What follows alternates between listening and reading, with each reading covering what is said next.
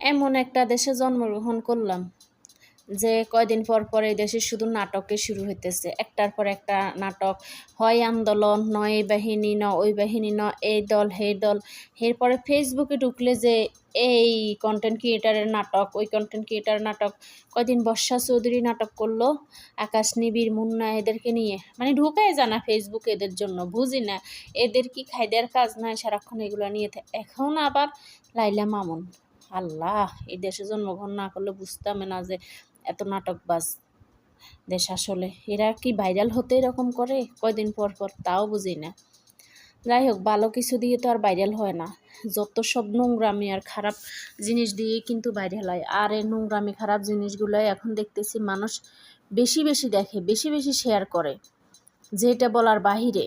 দেখবেন ভালো কিছু শেয়ার পাবেন না, কিন্তু নোংরা যেগুলো, এগুলো কিন্তু প্রতিনিয়ত ভাইরাল হবে, lakh lakh views, million million views, অভাব নাই।